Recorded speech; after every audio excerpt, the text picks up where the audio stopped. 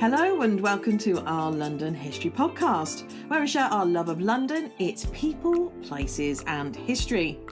It's designed for you to learn things about London that most Londoners don't even know. I am your host, Hazel Baker, qualified London tour guide and CEO and founder of londonguidedwalks.co.uk. Each episode is supported by show notes, transcript, photos, further reading and sometimes even videos, all on our website. Simply go to londonguidedwalks.co.uk/podcast and select the episode that you fancy. If you enjoy what we do, then you'll love our guided walks and private tours that we offer throughout the year. After an eventful summer, we are back with a selection of carefully curated episodes for you to enjoy. The highlight of those events has been delivering tours to so many of you, including so many of our listeners, and we are forever grateful for your support and enthusiasm for what we do.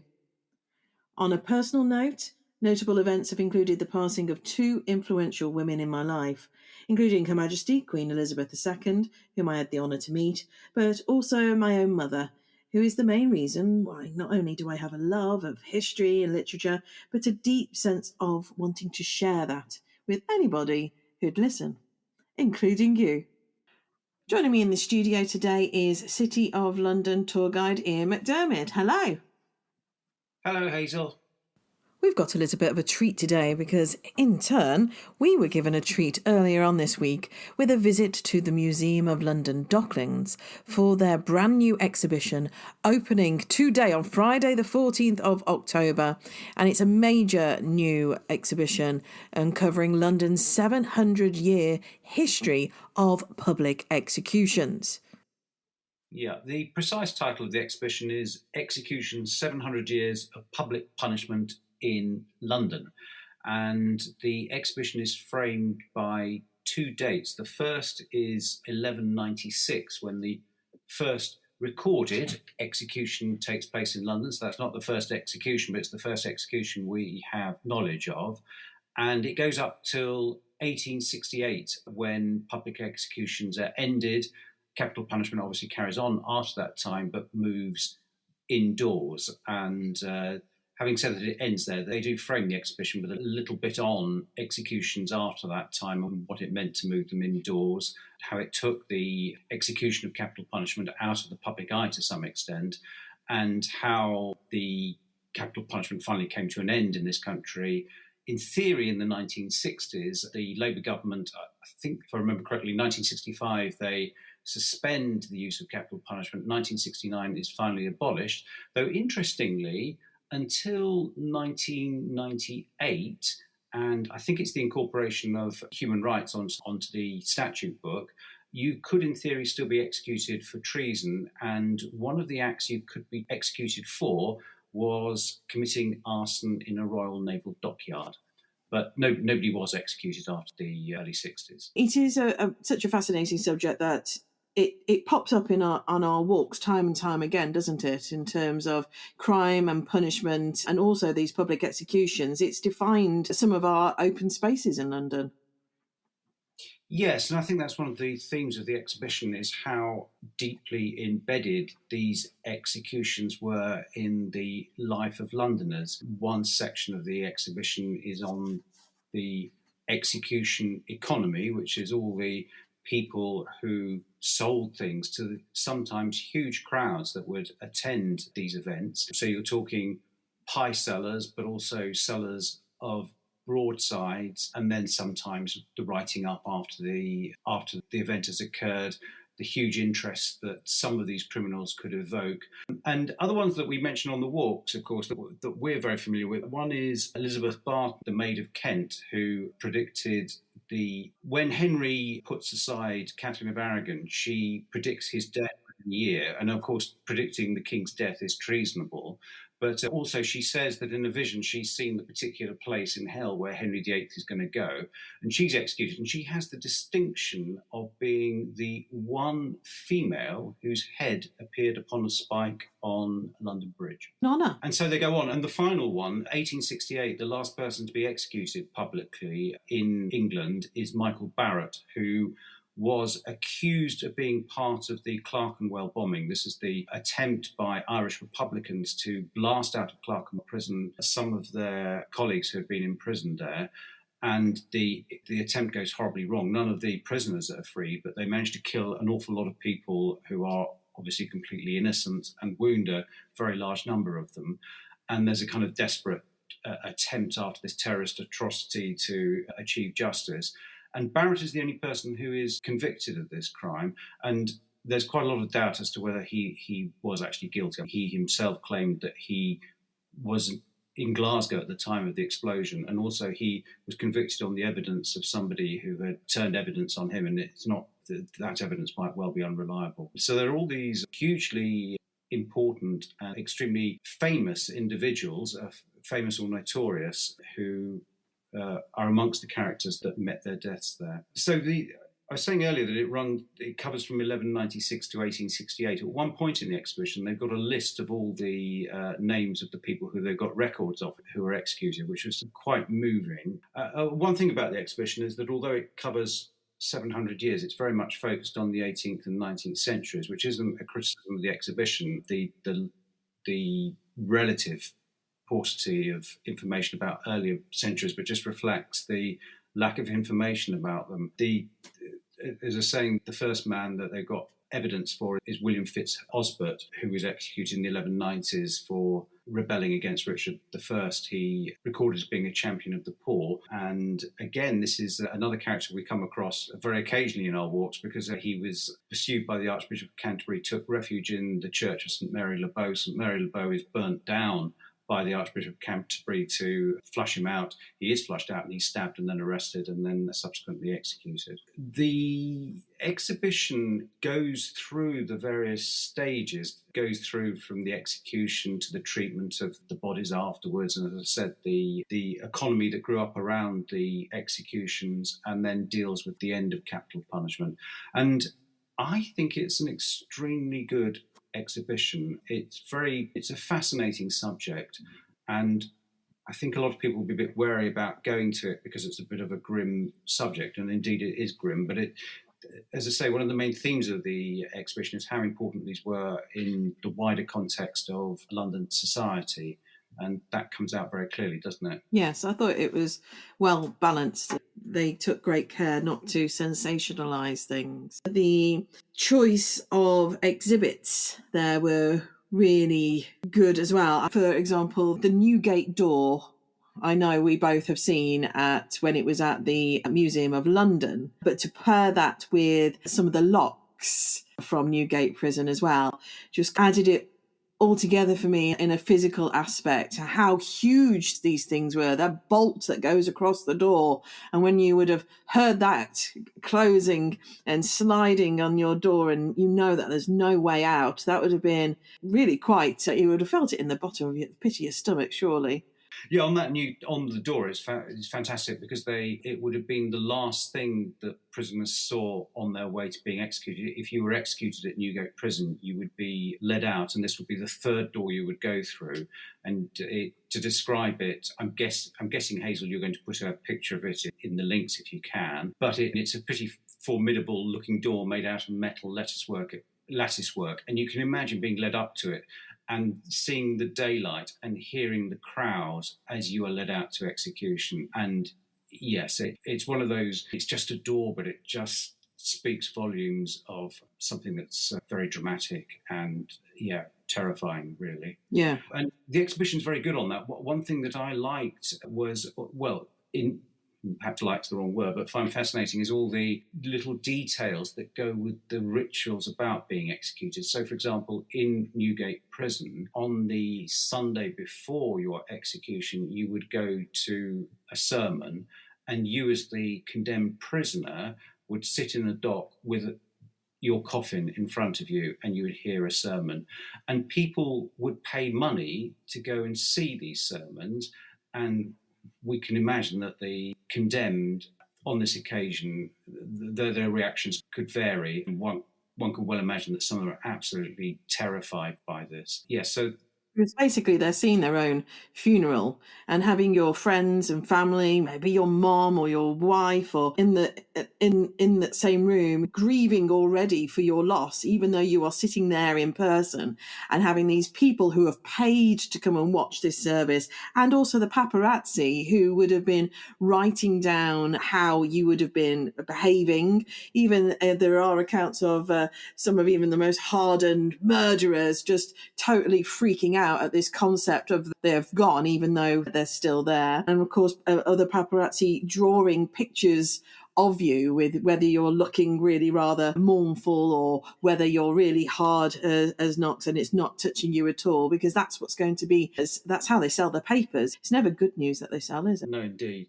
I thought the executioner's bell was a nice ad as well. This is something I talk about with Newgate Prison on our Heretics and Horrors walk, and the executioner's bell there, just putting in, because we never go into the church, it's so often locked. So it was nice to join that story together on how the church played a part in preparing these condemned souls for their inevitable execution. I thought that rang true. Uh-huh. Yeah, that's a particularly nasty detail, that bell, isn't it? Perhaps we should just explain that this is a bell that's normally kept in the church. And if you were going to be executed, somebody from the church at midnight on the day before your execution would come and ring this bell outside your cell door and then cite this awful piece of doggerel about how you need to examine your soul, because if you don't, you might well end up going to hell. And then the interesting detail is that they didn't bother ringing it for murderers, because I don't think there was much debate really as to which direction you were going in after you met your fate. And also they didn't, I think they offered condemned prisoners communion if they felt they merited it. And again, they just didn't bother with murderers. But do you want to hear the little ditty? Oh, yeah. People who haven't heard it, why shouldn't they suffer? Yeah, go ahead. Please read it out. Read it out. I know it off by heart, my dear. It's very exciting from memory. All ye in the condemned hole do lie, prepare ye, for tomorrow yo shall die. Watch all and pray, the hour is drawing near, that you before Almighty God will appear. Examine well yourselves, in time repent, that you not to eternal flames be sent. And when St. Sepulchre's bell tomorrow tolls, the Lord have mercy on your soul. This, incidentally, introduces a big theme within the exhibition and a big sort of important cut-off date, which I think is 1738. So up until 1738, convicts from Newgate, and perhaps we should say that Newgate is the biggest source of convicts being executed. Up until that date, they were transported across to Tyburn. And then after that date, they were executed immediately outside the prison, and this makes a very big difference in the ritual of death. So the door I was talking about obviously applies to the later date. And another big change was when they do them outside Newgate, they use a trapdoor to execute, to effect the hanging, whereas prior to this date, they used various methods, but the main way was to use a cart and then just get the horses to pull the cart. And up until the 1870s, they're using essentially hanging as a form of strangulation to kill them. And it's only in the 1870s that they come in and they develop they have the technique that's been developed in Ireland, whereby you use the weight of the body to break the neck. So that's one other unpleasant detail of it. You're dying a particularly nasty death. But that cart ride over to Tyburn was itself full of a lot of ritual, some of which I think is urban myth, but I'm not quite sure. I think you believe in these stories more than I do, don't you, Hazel? But perhaps you could enlighten us as to some of the rituals that went along when you were being carted off to your fate at Tyburn.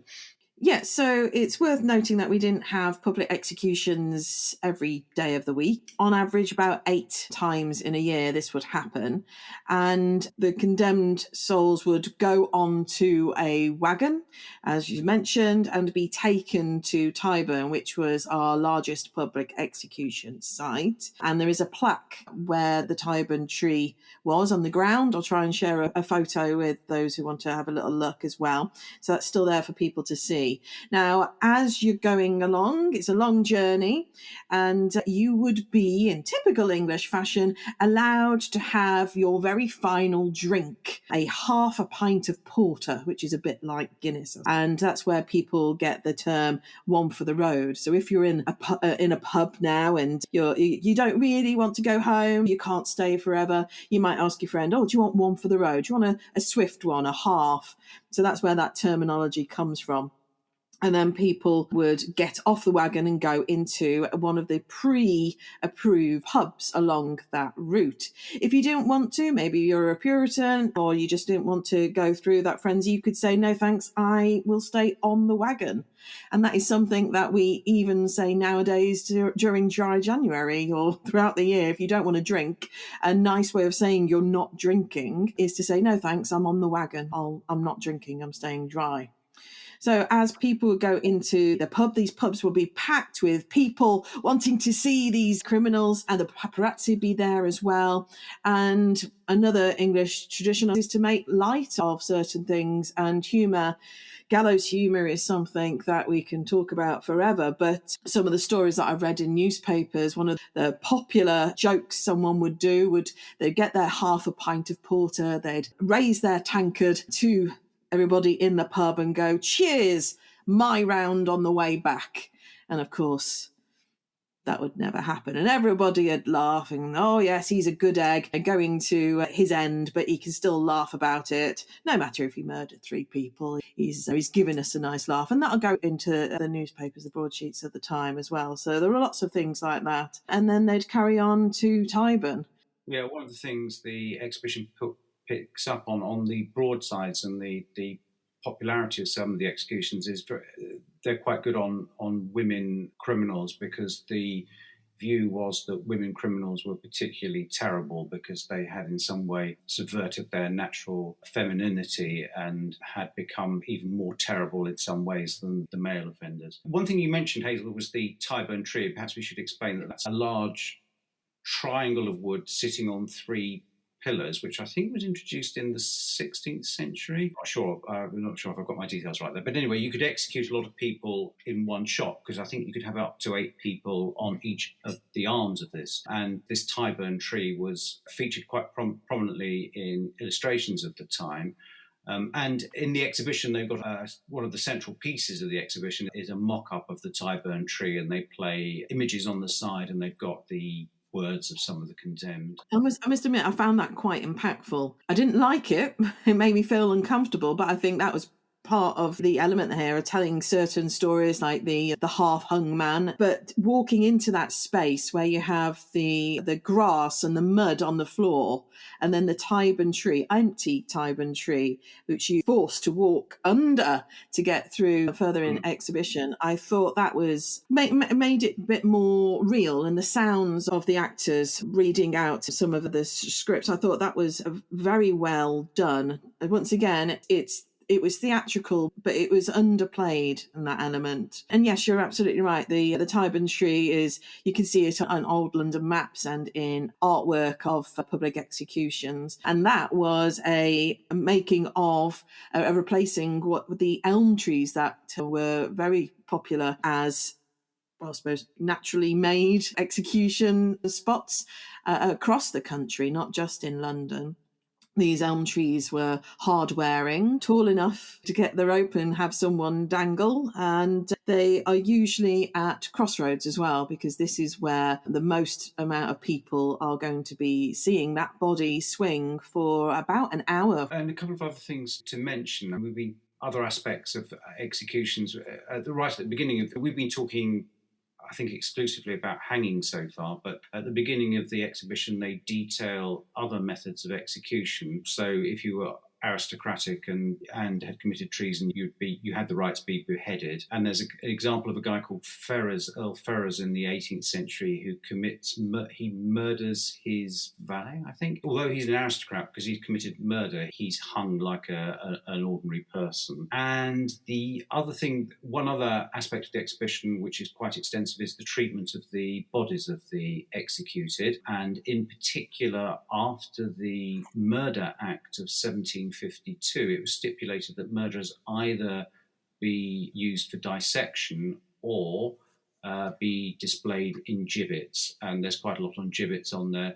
And the gibbets would have been quite a prominent thing, particularly in London with regard to sailing up the Thames, where if you were guilty of piracy and you were executed by the Admiralty Court, you'd be executed at Execution Dock in Wapping, and you'd be left to hung low tide, and they'd leave you hanging there until three tides covered you, and then you'd be displayed probably in a gibbet. And you've got to imagine the Thames, as you're sailing up and down it, marked particularly on the bend by numerous gibbets. So that would have been quite a sort of distinct feature. And obviously with the idea of deterring people from as defined by the Admiralty, the terrible crime of piracy. Yeah. I liked the gibbet, if I can like a gibbet, in the exhibition, because that one was adjustable. Yes, that's one from their own collection. It is very interesting, isn't it? So normally gibbets were tailor-made, but the one that they don't have the details on how it was used, but the one that they've got is adjustable, so usable gibbet.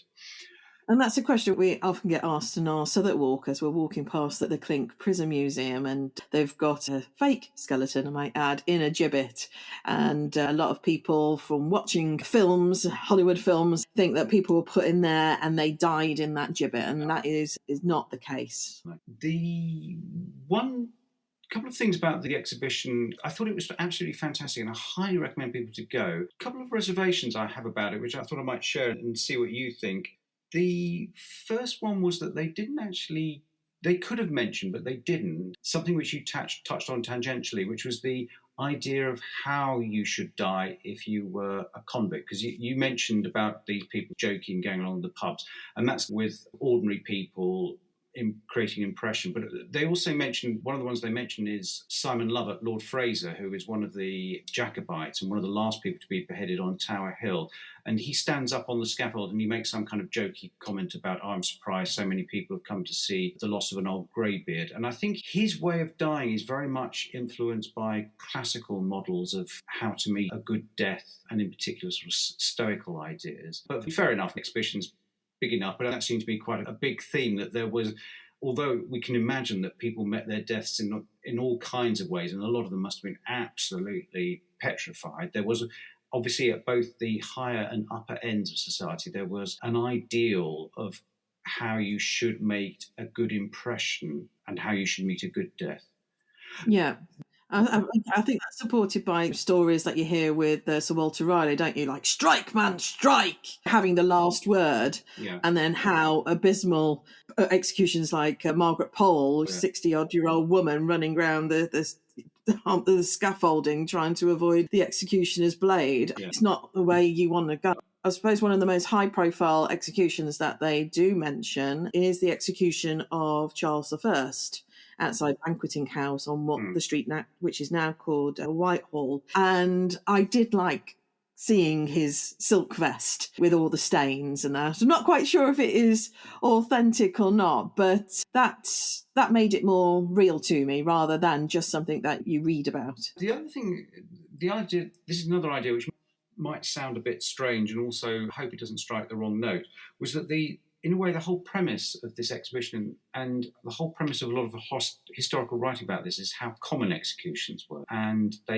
one of the very effective but very simple things they do in an exhibition is list all the crimes that carried the death penalty at the end of the 18th century, and there are 200 of them. And they're making out that executions are sort of commonplace, but actually, if you look at their figures, and they've got detailed figures for when the executions are taking place outside Newgate, i.e. from 1738 to 1868. It averages 11 a year.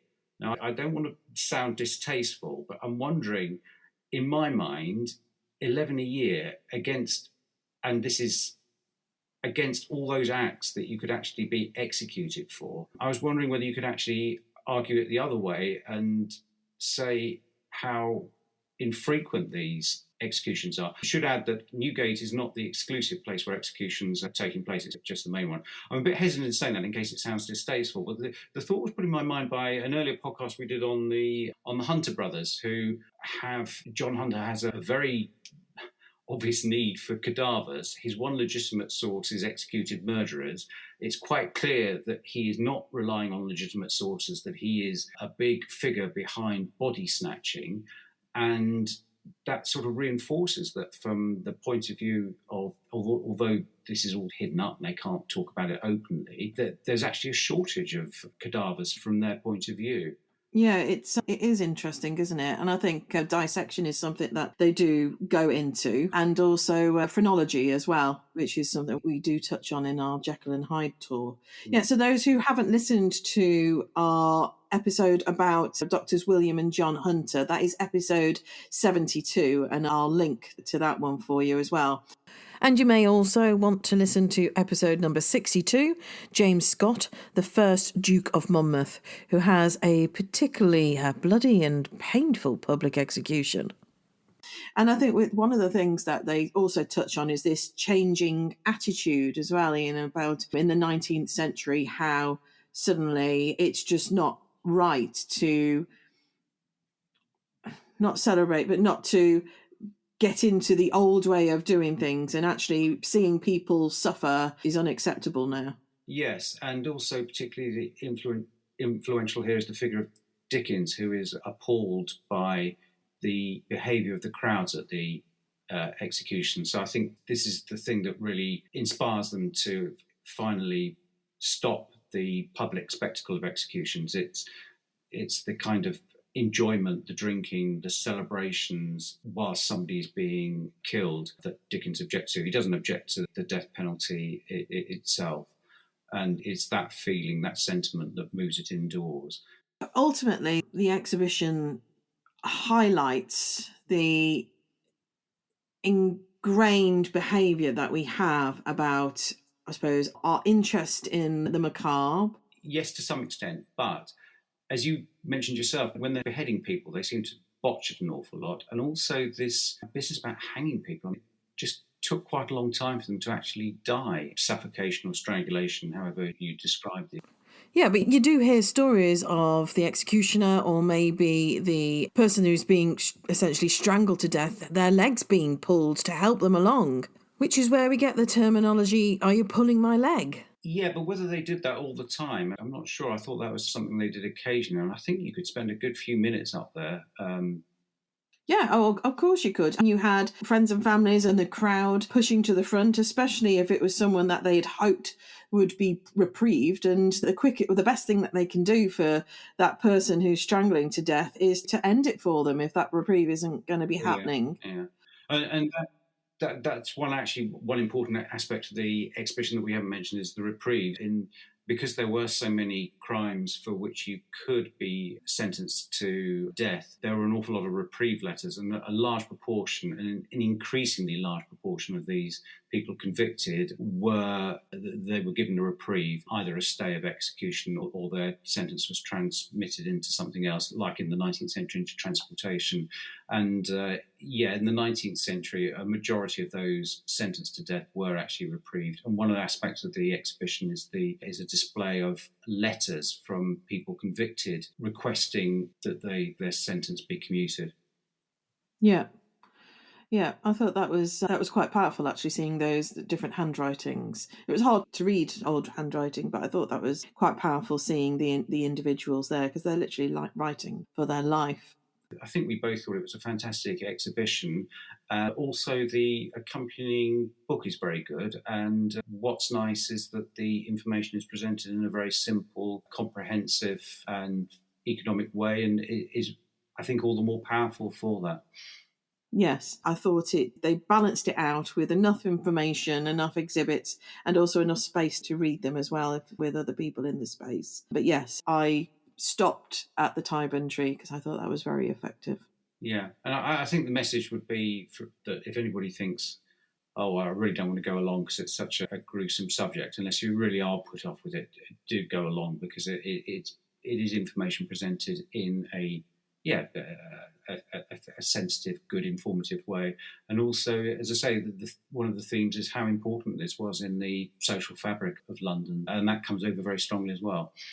That's right, yeah, I agree with that. Yeah, so it's not about the blood and the gore and the drama associated with that. This is factual storytelling at its best. Museum of London has given us some photos which we will add into the show notes. And I took quite a few of my own as well, so you can have a little look. If you're unable to see the exhibit, then you can experience it virtually from our website, londonguidedwalks.co.uk/podcast, and then click on episode 92. All right, Ian, thank you very much for another very good discussion. And let's choose something a little bit happier next time, shall we? Okay, my pleasure, Hazel. That's all for now. Don't forget, we do walks. We're touching on a lot of these subjects. Our bestsellers, including Heretics and Horrors, cover Newgate and some of the executions at Smithfields. And then part 2, Bleeding Hearts and Body Parts, includes some of the more unusual ways that people were publicly executed. And also about William Wallace, the first man in London to have his head stuck on a spike on London Bridge. That's all for now. See you next time.